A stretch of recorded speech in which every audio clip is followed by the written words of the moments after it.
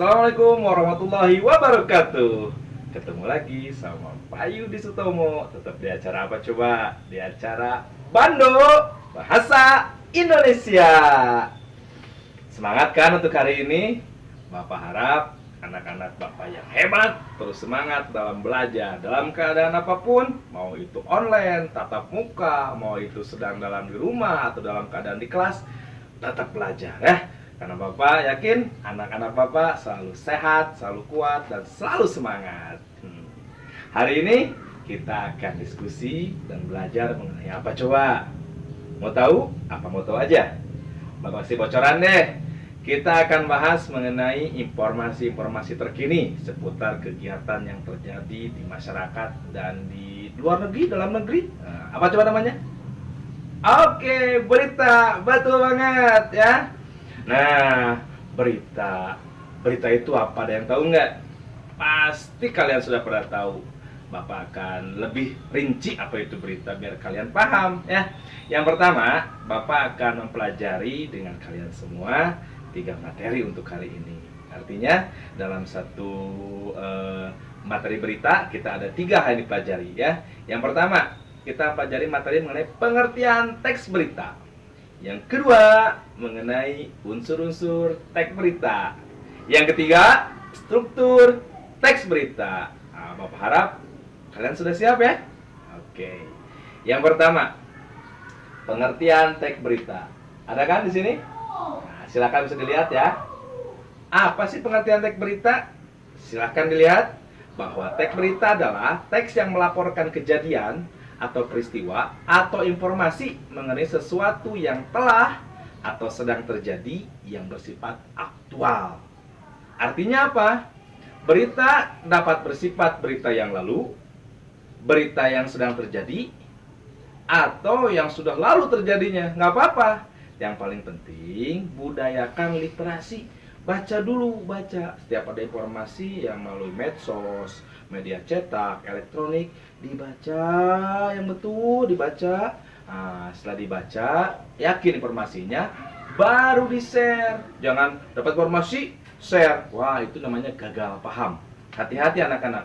Sudah ada undang-undang yang menyebutkan barang siapa yang menyebar berita hoax akan mendapatkan pidana.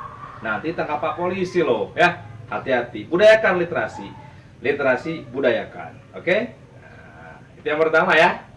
Yang kedua, unsur-unsur dalam teks berita ada apa saja sih? Nah, kita mengenal dengan akronimnya adalah Adiksimba. Apa sih Adiksimba? Nah, ada yang namanya apa? Di mana? Kapan? Siapa?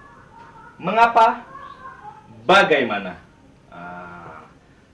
Terangkan ya Bapak ya, biar kalian nggak paham. Jadi Adiksimba itu apa, di mana, kapan, siapa, mengapa, bagaimana. Apa? Unsur pertama dalam sebuah teks berita. Apa itu merujuk kepada peristiwa yang sedang terjadi. Apa sih yang sedang terjadi? Contoh, sekolah sedang melaksanakan pembelajaran online karena dampak dari pandemi corona. Nah, itu adalah struktur apa? Atau unsur teks berita apa?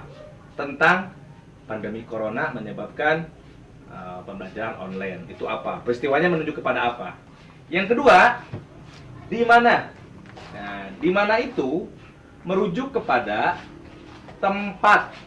Bisa di rumah, di kelas, di Bandung, di Cianjur, di Jakarta, ya. Bisa di atas, di bawah. Pokoknya yang menunjuk kepada tempat itu adalah unsur teks berita di mana. Kapan? Nah, ya. Kapan itu merujuk kepada waktu.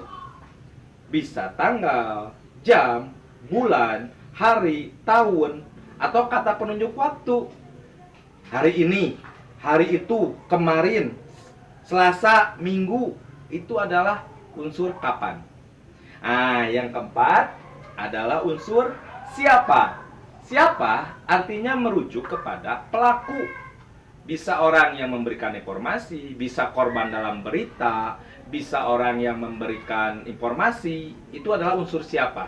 Biasanya merujuknya kepada orang, ya. Yang kelima, Wah, ya. Yang kelima apa? Mengapa?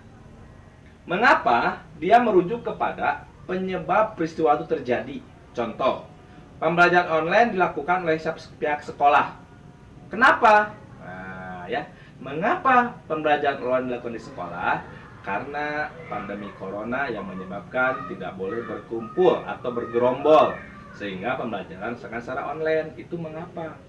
Karena pandemi corona.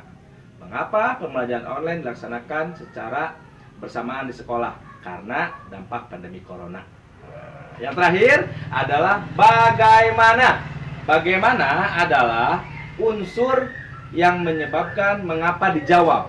Jadi harus panjang. Mengapa? Nah, karena pandemi corona. Bagaimana pandemi corona terjadi? Nah, dijelaskan penyebabnya. Virus yang datang dari luar negeri menyebar ke berbagai negara, akhirnya sampai ke Indonesia, akhirnya meluas ke seluruh wilayah di Indonesia. Itu bagaimana? Ya. Jadi nanti silakan dipelajari. Ini adalah pengertian dari unsur-unsur teks berita. Ada 5W+1H atau sering Bapak sebut sebagai ASKA di Mega. Apa, siapa, kapan, mengapa, di mana, dan bagaimana. Itu adalah unsurnya. Yang terakhir kita sering sebut sebagai 5W+1H. Bisa lihat tuh di pinggir, ya, ada kan? 5W+1H. What, when, where, who, why, how. What, apa? When, kapan? Where, di mana? Who, siapa? Why, mengapa? How, bagaimana? Cerdas sekali kalian ya, anak-anak Bapak. Yang ketiga, struktur teks berita diantaranya ada 3, nak. Yang pertama, ada orientasi. Lihat nih. Apa sih orientasi? Orientasi itu adalah pengenalan masalah, hal yang dibahas dalam berita. Ada kan pengertiannya? Yang kedua, apa coba? Yang kedua adalah peristiwa. Artinya, peristiwa di sini adalah kejadian yang terdapat dalam sebuah berita. Ya, kalian harus tahu kejadiannya apa. Dan yang ketiga adalah sumber berita. Sumber berita itu bisa di awal, bisa di akhir. Artinya, dari mana berita itu berasal? Dari majalah kah, dari koran kah, dari media sosial kah, atau langsung dari orangnya, ya.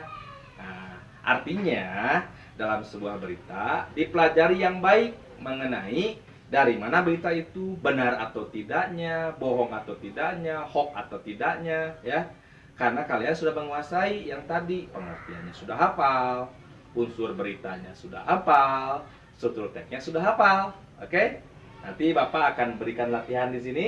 Ada di sini sebuah teks, nanti kalian tentukan yang mana unsur apa, di mana, kapan, siapa, mengapa, dan bagaimana. Saya lihat di sini nanti ya, kalian kita pelajari lagi. Nah, untuk pertemuan hari ini mengenai teks berita, Bapak cukupkan sekian. Nanti kita lanjut ke pembelajaran selanjutnya, masih tetap dalam acara Bando Bahasa Indonesia. Assalamualaikum warahmatullahi wabarakatuh. Dadah semuanya. Kalian luar biasa.